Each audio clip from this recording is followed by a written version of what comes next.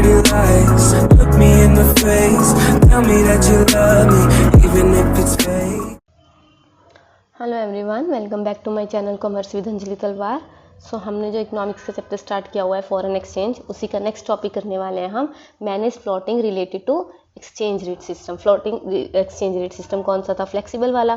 तो flexible exchange rate में जब गवर्नमेंट जानबूझ के इंटरफेयर करके रेट को मैनेज करने की कोशिश करती है, उसी को हम क्या कहते हैं? मैनेज्ड फ्लोटिंग, या इसको हम डर्टी फ्लोटिंग के नाम से भी जानते हैं। इसका एक और नाम है डर्टी फ्लोटिंग। ठीक है, तो इसको स्टार्ट करते हैं। वैसे तो ये बिल्कुल छोटा सा टॉपिक है, 5 मिनट का, तो इसको कवर कर लेते हैं आज इस क्लास में। सो मैनेज फ्लोटिंग क्या है? मैंने अभी आपको बताया कि चाहे एक्सचेंज रेट आज जो है market force of demand and supply से डिसाइड होता है, लेकिन आरबीआई जानबूझ के क्या करती है, एक लिमिट के अंदर हमारे रेट को मतलब रखना चाहती है। ना एक लिमिट से अप हो सकता, ना लिमिट से कम हो सकता। तो उस रेट में रखने के लिए अगर वो रेट जो है लिमिट से बाहर जा रहा है, अगर वो रेट लिमिट से बाहर जा रहा है, तो वो क्या करेगी? उस टाइम पे सेंट्रल गवर्नमेंट इंटरफेयर करेगा। उसके पास जो फॉरेन एक्सचेंज रिजर्व पड़ा है, उसकी डिमांड या सप्लाई में चेंज करके उस रेट को डिजायर्ड लिमिट के अंदर ले आएगा। इसीलिए इसको क्या कहते हैं? मैनेज फ्लोटिंग या डर्टी फ्लोटिंग। ठीक है, सो एट टाइम जो सेंट्रल बैंक है वो इंटरफेयर करेगा ताकि वो एक्सचेंज रेट को मैनेज कर सके, ताकि वो एक डिजायर्ड लिमिट से बाहर ना जा सके। इसी को मैनेज फ्लोटिंग कहते हैं। सो मैनेज फ्लोटिंग एक्सचेंज रेट का ही सिस्टम है तो फ्लेक्सिबल का एक्सचेंज रेट सिस्टम, जिसमें ओकेजनली, कभी कभार, हर बार नहीं, कभी कभार जब वो एक्सचेंज रेट जो है लिमिट से बाहर जाता है, तो सेंट्रल बैंक इंटरफेयर करता है ताकि उस फ्लोट को, उस रेट को क्या कर सके? मैनेज कर सके। इसीलिए इसको डर्टी फ्लोटिंग का नाम भी जाना जाता है।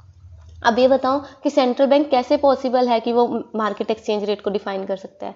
कहता वो क्या करेगा, जो उसके पास फॉरेन करेंसी पड़ी है, फॉरेन एक्सचेंज पड़ी है, वो क्या करेगा? उसको सेल या परचेज कर देगा इंटरनेशनल मनी मार्केट में।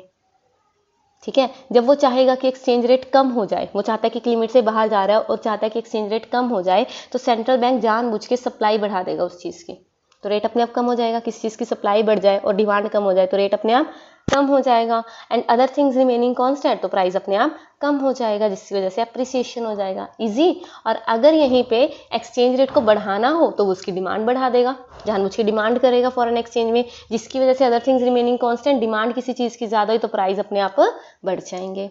ये बात समझ आई? तो इससे करेंसी क्या हो जाएगी? डेप्रिशिएट आ जाएगी। सो मैनेज फ्लोटिंग एक एक्सरसाइज है जिसमें वो सेल एंड परचेज करता है foreign currency central bank, so that exchange rate को हम एक लिमिट के अंदर मैनेज कर सके। तो इसमें हम है तो ये याद रखना फ्लेक्सिबल एक्सचेंज रेट का, लेकिन इसमें फिक्स्ड एक्सचेंज रेट का एक हम क्या कर रहे हैं? सिर्फ छोटा सा स्टेप उठा रहे हैं ताकि हम उसको लिमिट में रख सके। समझ आया? सो अगर यहाँ पढ़े तो ये क्या कहता है? मैनेज फ्लोटिंग एक टूल है employed by the central bank to restore the value of the country's currency within the desired limit. चाहे एक्सचेंज रेट जो है market force of demand and supply से भी डिसाइड हो रहा है।